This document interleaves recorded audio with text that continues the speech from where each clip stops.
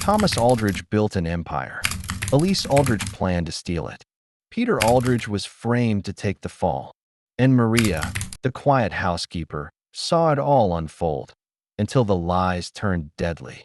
This is the chilling story of how a wealthy businessman fell victim to his wife's darkest betrayal, and how the truth clawed its way to the surface before it was buried forever. Thomas Aldridge had it all. To the outside world, he was the perfect example of success, a self-made millionaire who had built a real estate empire from scratch. With sharp instincts and a commanding presence, Thomas climbed the ladder of wealth faster than anyone expected. He owned luxury cars, traveled the world on private jets, and lived in a grand mansion nestled in a quiet suburban neighborhood just outside the city. His life was admired, even envied, but no one knew what lay beneath the polished surface. 10 years earlier, at a black-tie charity gala, Thomas met Elise. She was graceful, magnetic, and beautiful. Her charm caught his attention, and within 6 months, they were married. Elise adapted quickly to her new life. She filled their home with art and elegance, hosted high-profile guests, and managed charity events under Thomas's name. She was the perfect partner, or so it seemed. Behind her poised smile and loving gestures, Elise carried a hunger for control. She had grown up poor and resented it. Marriage to Thomas was her escape, but it wasn't the finish line. She wanted more than comfort. She wanted ownership. Also living in the Aldridge household was Peter, Thomas's younger brother. He had joined the business after a rough patch in his 20s. Though not as ambitious as Thomas, Peter was trustworthy and loyal. He oversaw the company's financial operations and lived in the guest wing of the mansion. He saw Thomas as a mentor and was grateful for the second chance. But he also trusted Elise, a mistake that would cost him more than he knew. Then there was Maria, the quiet housekeeper. She had worked for the Aldridges for nearly 7 years. Never drawing attention, Maria kept to her routine, cleaning, organizing, and watching everything. She noticed details others ignored. From the schedule of deliveries to whispers behind closed doors, she knew the rhythms of the household better than anyone. And over time, she started sensing changes, small at first, but troubling. The tension began to rise when Thomas discovered discrepancies in company finances. A few $100s here, a misfiled receipt there. He didn't think much of it at first, but patterns began to form. Thomas, always cautious, kept the matter quiet. He didn't want to draw public attention, so he turned inward, focusing on the people closest to him. Suspicion landed on Peter. He was the only one with regular access to the financial system, and his recent behavior, missed meetings, late reports, raised concerns. Thomas confronted his brother in private. Peter was stunned, stammered through explanations, and denied any wrongdoing. But Thomas's tone was cold, and his trust had started to crack. Elise, meanwhile, played both sides. She comforted Peter, saying Thomas was under stress and would come around. She reassured Thomas that Peter probably made an honest mistake. But all the while, she was the one behind the missing money. Unbeknownst to both brothers, Elise had created fake invoices and transferred small amounts of money into accounts she controlled under different names. She was clever, careful, and always one step ahead. By using Peter's login credentials, information she obtained with ease, she made it look like he was the one responsible. And when Thomas started digging deeper, she encouraged him to continue, knowing where his search would lead. Maria noticed the increasing silence during family dinners, the abrupt arguments behind doors, the way Peter avoided eye contact. She started keeping mental notes. One evening, she overheard Elise speaking on the phone in a hushed voice. The words were vague, but the tone was sharp, urgent, dangerous. Maria didn't say anything, but the seed of doubt had taken root. One morning, Thomas found a folded envelope placed on the seat of his car. Inside was a single sheet of paper. The letter was typed and unsigned. It warned him that someone inside his home was working against him. No names, no evidence, just a cryptic message and a reminder to be careful. Thomas didn't show the letter to anyone. But that day, he changed everything. He installed hidden cameras in the home office and began recording phone calls. He started asking quiet questions, checking files himself instead of sending assistants. The more he looked, the less he trusted what he saw. Elise noticed the shift. He had become distant, more private. But she didn't panic. She had prepared for this. What she didn't expect was how quickly Thomas would unravel the trail she had tried so hard to hide. As suspicion thickened and trust thinned, the family's perfect life began to fall apart, quietly but irreversibly. And none of them knew just how far the betrayal had already gone that Thomas's world was beginning to twist in on itself. Every day brought a new reason to doubt the people closest to him. His once peaceful home felt like a cage of secrets, and the letter in his car haunted his thoughts. He couldn't shake the feeling that someone was watching his every move, not just out of concern, but calculation. He reviewed footage from the hidden cameras he'd placed around the house. Most showed nothing but ordinary movement. But one night, around 2:40 a.m., Elise appeared in his office. She moved confidently, not searching, but checking. She typed briefly on his laptop, opened a drawer, then walked out. The footage was too blurry to see what she took, if anything. But to Thomas, the message was clear. Elise had something to hide that he didn't confront her. Instead, he hired a private investigator, someone with a background in financial fraud and cybercrime. Within days, the investigator discovered something Thomas had never considered. Years ago, Elise had convinced him to start a charitable foundation in her name. It had seemed harmless, even noble. Thomas signed the papers without question, trusting her. But the charity was a shell, used to move money out of the company's books into untraceable accounts.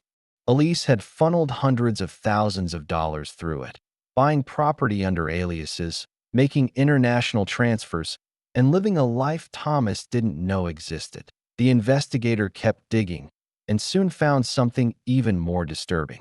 Elise had made multiple visits to a discreet legal advisor, a man named David Langston, who had once been disbarred for unethical practices. Langston specialized in helping people hide assets, dissolve partnerships quietly, and, when necessary, forge documents. Elise had been preparing for more than just theft. She had been planning an exit, one that would leave Thomas empty-handed, disgraced, and possibly even jailed for crimes he didn't commit. Meanwhile, Peter was coming undone. Ever since Thomas had accused him, he'd become withdrawn, barely leaving his room. He had taken a leave of absence from work and spent most of his time drinking or pacing the grounds in silence. Elise acted like a supportive sister-in-law. She brought him meals, offered comforting words, and assured him it would all blow over. But behind her kindness was manipulation. She wanted Peter to unravel completely, to look guilty, to keep Thomas focused on the wrong suspect. She knew exactly how much guilt Peter carried, not for fraud, but for failing his brother's trust. Maria, still quietly observing, noticed the way Elise hovered around Peter, the way she always arrived before anyone else could, the way Peter seemed more broken. After every encounter, Maria didn't say anything, not yet, but she had begun recording details in a small journal she kept hidden beneath her mattress. Then came the night Thomas collapsed. He had been alone in his office, reviewing documents, when he felt dizzy and short of breath. He tried calling for help but blacked out before he could dial. Hours later, a neighbor who had stopped by for a late meeting found him unconscious and called for an ambulance. Doctors said it was a heart attack, most likely stress-induced. He survived, but just barely. He was moved to a private hospital where he remained under observation. With Thomas incapacitated, Elise stepped forward as the public face of the family. She took over company meetings, answered media inquiries, and presented herself as the loving, overwhelmed wife trying to keep her husband's empire from falling apart. Most believed her. She had always been poised, articulate, and compassionate. But behind the scenes, she was accelerating her plan. She began liquidating assets, authorizing transfers, and rewriting legal documents. She told the board Thomas had requested her to act as his proxy. With a forged power of attorney, prepared weeks earlier by Langston, she now had complete control. Within a few days, she moved over $2 million into separate accounts and began the process of selling off Thomas's personal holdings. Peter was too unstable to stop her. Still grappling with the belief that he had somehow destroyed everything, he locked himself away and avoided contact. Elise saw his silence as permission to proceed, but Elise had made one misstep. She assumed Maria had left quietly when she dismissed her earlier that week, accusing her of theft. What she didn't know was that Maria had taken copies of notes, photos, and small bits of evidence she had gathered over the past months. And she wasn't done yet. Maria had already made contact with the private investigator. And soon, Elise would learn that not everyone in the house had been blind to her lies. The betrayal was deeper than anyone imagined, and the storm was only just beginning. Maria's instincts had been right all along. From the moment she was forced out of the Aldrich home, she knew Elise was orchestrating something far more sinister than simple theft. What Elise didn't know was that Maria had quietly duplicated her notes, saved a copy of the footage showing Elise sneaking into Thomas's office, and managed to pass them to the one person still working in the shadows, Thomas's private investigator, Greg Fallon. Fallon was already suspicious of Elise, but Maria's evidence solidified what he had started to piece together. With her notes in hand, he expanded his investigation beyond company records. One particular lead caught his attention: Elise's repeated interactions with David Langston, a former lawyer with a long list of buried controversies. Though disbarred, Langston still operated quietly in the background, offering legal guidance to those wanting to bend the rules without breaking them, at least not in ways that could be proven easily. What Fallon uncovered next was chilling. Elise and Langston weren't just transferring funds and dissolving business assets. They were planning a full erasure of Thomas's financial and legal identity. Fake documents had already been created showing that Thomas had willingly signed over power of attorney and had appointed Elise sole executor of all personal and business decisions. Several properties had already been moved into a private trust owned by a fake entity in the Cayman Islands. More disturbing was a recorded conversation Fallon unearthed between Elise and Langston. In it, Elise hinted that Thomas's condition might not last long, and that finalizing the paperwork before anything unexpected happened was essential. Meanwhile, Thomas remained in recovery. Doctors noted minor inconsistencies in his medical results. While it was indeed a heart attack, something had triggered it, an unusual reaction to a sedative present in his system. It hadn't been prescribed by any of his doctors. When questioned, Elise claimed Thomas had taken it for anxiety, but medical records showed no such history. Quietly, hospital staff flagged the concern and passed it along to Fallon through a mutual contact. Back at the mansion, Elise continued with her plan. She had moved into Thomas's study and was purging files, burning some and shredding others. She instructed staff to clear out anything irrelevant. Peter remained in the guest wing, disconnected and numb. Elise had successfully isolated him from the world. She supplied him with alcohol, reassured him that everything would be fine, and told him Thomas had stopped asking about him. With his confidence shattered and no one else to speak to, Peter fell deeper into despair. Fallon decided it was time to act. Using the information Maria had given him, he approached Thomas's longtime attorney, Vincent Blake. Unlike Langston, Blake had built a reputation on discretion and loyalty. Once shown the forged legal documents and fraudulent asset transfers, Blake moved quickly. He filed for a temporary injunction to freeze all transactions linked to Thomas's name. Within 48 hours, a judge approved it. Elise's plans came to a screeching halt.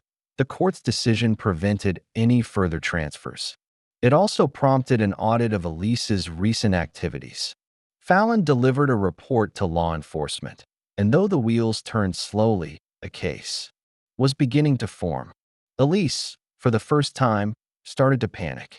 She contacted Langston, urging him to accelerate their exit plan. They discussed fleeing to South America using new identities, but time was no longer on their side.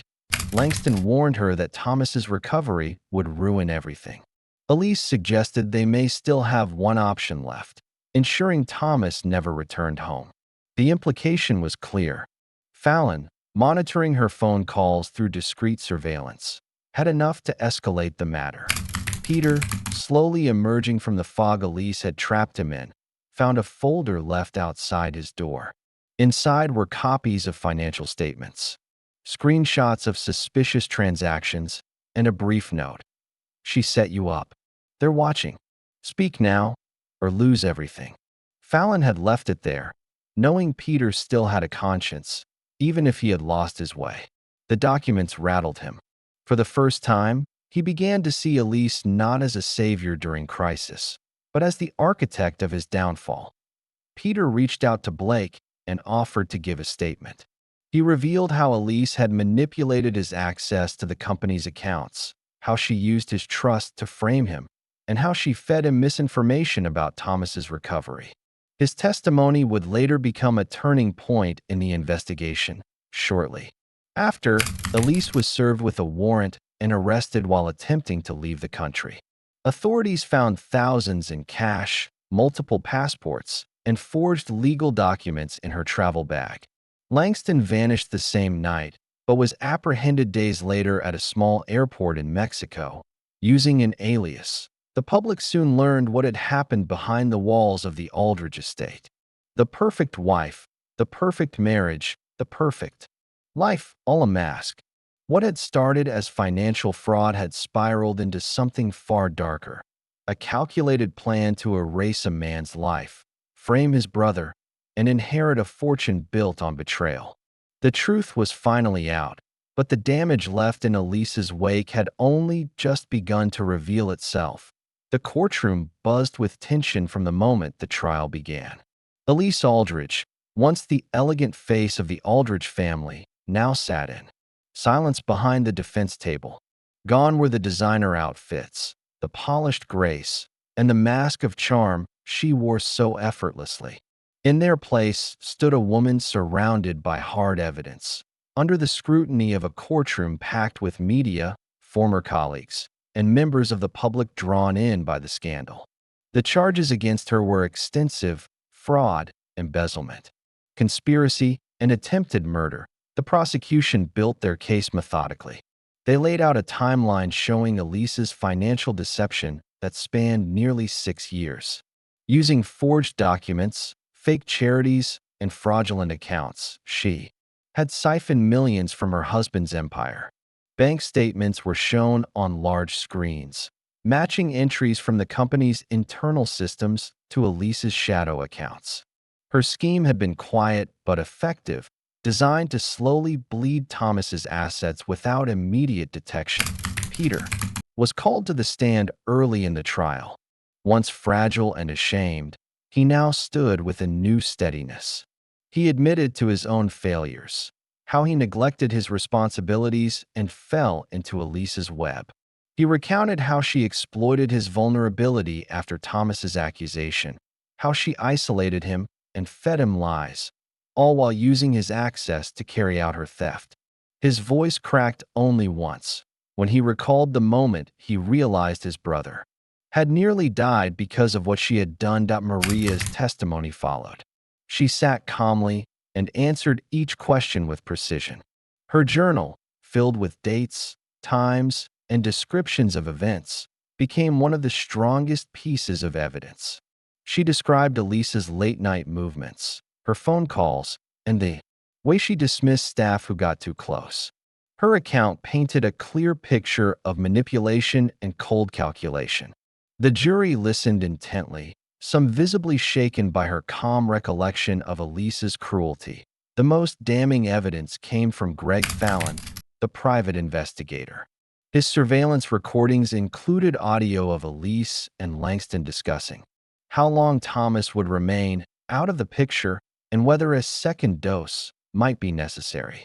The prosecution presented toxicology reports confirming traces of an unprescribed sedative in Thomas's system, one that had dangerously interacted with his heart medication, triggering the cardiac episode. Fallon's report detailed Elise's meetings with Langston, the shell companies, and the attempted asset transfers. It was a web of lies so intricately woven that even Thomas, a man known for his attention to detail, had been caught off guard. Langston, in exchange for a reduced sentence, testified against Elise. He confirmed everything: the fake signatures, the creation of the offshore trusts, and even the conversation where Elise suggested ensuring Thomas never recovers. His demeanor was cold, unapologetic, but consistent. His words removed any final doubt about Elise's intentions. She hadn't just wanted to steal from Thomas. She wanted him gone. Throughout the trial, Elise remained mostly silent. Occasionally, she whispered to her lawyer or adjusted a note in front of her, but she showed no signs of remorse. Her defense strategy had been built on denial, but the evidence was overwhelming. Every lie unraveled in court, every plan exposed. Even her public image crumbled. Videos of her speaking at charity galas played side by side with evidence of the same charities being used to funnel stolen money. The verdict came after 3 days of jury deliberation. Guilty on all counts. The sentence: life in prison without the possibility of parole. The courtroom fell quiet as the judge read the final words. Elise didn't react. She simply stared ahead, her hands folded neatly in front of her, like she had accepted the inevitable long before the trial had even begun. Outside the courtroom, reporters swarmed for statements. Peter declined interviews, choosing instead to walk away quietly with Thomas's attorney. Maria returned to her small home on the edge of town, refusing all media offers. Fallon moved on to another case, already fading into the background. As he always did. As for Thomas, he watched the trial remotely. He was still recovering, both physically and emotionally. The betrayal had aged him, dulled his energy, but not his mind. He saw clearly now what had been happening behind the scenes. What shocked him most wasn't the theft, but how close he came to being erased. Not just financially, but completely. The trial marked the end of Elise's long deception. Her empire of lies had collapsed under its own weight. But the ripples of her betrayal continued to spread, leaving behind broken trust, haunted memories, and a family forever changed. The dust had settled, but the silence that followed was heavier than the chaos that came before. After the verdict, Thomas Aldridge chose not to return to his old life. The mansion, once the pride of his success, now stood as a monument to his deepest humiliation. He sold the property quietly, without ceremony. He didn't want reminders. The art Elise had selected, the furniture she arranged, the photographs she insisted they frame. Every corner whispered her name. It was no longer a home, only a stage where betrayal had been carefully rehearsed and perfectly performed. Thomas left the country not long after the sentencing. He purchased a modest villa on the coast of Portugal under a different name. The weather was mild, the people were kind, and, most importantly, no one knew who he was. He spent his days walking through quiet streets, reading, and writing in a notebook he never let out of sight. Some believed he was working on a memoir. Others said he was simply trying to make sense of the life he once lived. He spoke to no journalists. He didn't grant interviews. For a man who had once been at the center of attention, he had vanished completely by choice. Back home, Peter remained. He took over what was left of the business. The Aldridge name had taken a hit, but the company survived. Investors who once abandoned the sinking ship returned cautiously, reassured by Peter's transparent leadership and commitment to rebuilding. He worked long hours, slowly undoing the financial knots Elise had tied. Every day was a battle to restore what had been lost, but with each passing month, the business regained its footing. He never tried to reclaim the family name's prestige. He simply focused on doing what Thomas would have done: lead with purpose, not pride. Peter also made it a point to visit Thomas once a year. Their conversations were brief, but meaningful. There were no apologies left to give, only quiet understanding. Between two men who had survived the same storm. They didn't talk about Elise. Her name had become a ghost neither of them wanted to summon. Instead, they spoke about business, health, books they were reading. Slowly, their bond mended not with grand gestures, but in silence and shared survival. Maria never returned to domestic work. After the trial, she disappeared from the public eye. For a while, no one knew where she had gone. Then a small publishing website released a document under the title The Quiet Witness. It was a series of journal entries written in simple, careful language, exactly like Maria had kept them. The document spread quietly, gaining attention for its raw honesty. It wasn't sensationalized or dramatic. It simply detailed what she had seen, what she had heard, and what she had done when no one else would. Experts in criminal psychology praised the journal as a powerful case study in silent observation and courage. Maria was offered consulting jobs, book deals, and appearances, but she turned them all down. Her job had been to protect. That job was done. She moved to a small town up north and lived in peace, still listening, still watching, but this time for herself. Elise, now inmate 43017 in a federal correctional facility, remained unrepentant. She kept to herself, rarely speaking, always writing. Staff reported she spent hours filling notebooks, though no one knew what she wrote. Some believed she was planning an appeal. Others said she was simply documenting her life the same way she had once documented her lies, meticulously, obsessively. Her story, which once graced society pages and fashion blogs, was now a cautionary tale whispered in hushed tones. From boardrooms to university ethics lectures, her name became a symbol of how charm can mask calculation and how love, if weaponized, can destroy more than trust. It can ruin lives. The mansion was eventually bought by a foreign investor and remodeled. Beyond recognition, the neighbors, once intrigued by the flashing lights and camera crews, returned to their routines. Yet, now and then, whispers resurfaced. They spoke of the woman who almost got away with it all, the businessman who vanished, and the house that no one wanted to keep for long. Something about its walls held on to too much. Years passed, but the story never truly faded. It lived on in documents, court records, whispered rumors, and the quiet decisions of those who survived it. Thomas, Peter, and Maria moved forward, not to forget, but to live beyond what had been taken. In the end, Elise's darkest betrayal hadn't destroyed them. It had only revealed the truth about what they were strong enough to endure.